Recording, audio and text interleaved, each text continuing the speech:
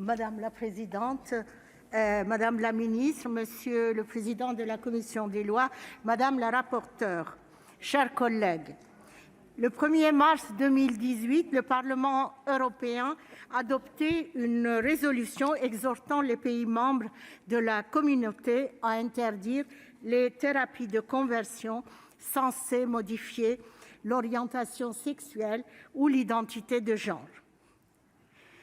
Jusqu'à aujourd'hui, il n'existait en France aucune loi visant à proscrire ce genre de pratiques particulièrement barbares et dont certaines se rapprochent d'actes de torture. Si le phénomène est peu documenté, les rares témoignages qui en ressortent sont glaçants.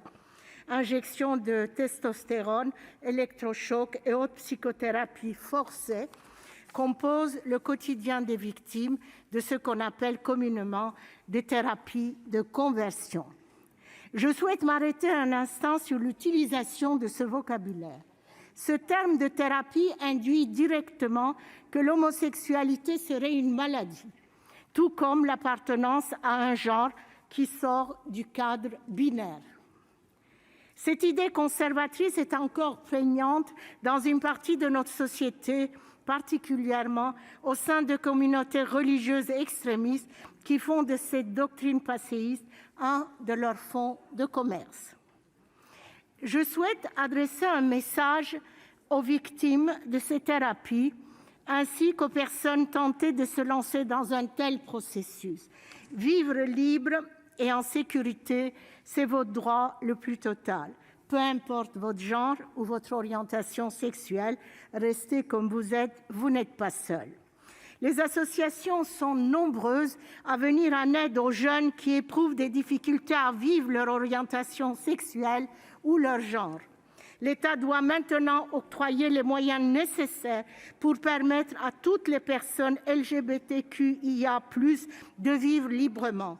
Des accompagnements doivent être proposés dans tous les établissements scolaires et en dehors aux personnes qui, pour des raisons souvent variées, souffrent de ne pouvoir s'épanouir pleinement du fait de leur orientation sexuelle ou identité de genre. Ce travail devrait se coupler de campagnes de pédagogie et de sensibilisation aux sexualités et aux droits de toutes les personnes LGBTQIA+ auprès des enfants, des jeunes, à commencer par les livres scolaires, mais aussi auprès du grand public par des documentaires, des émissions, etc.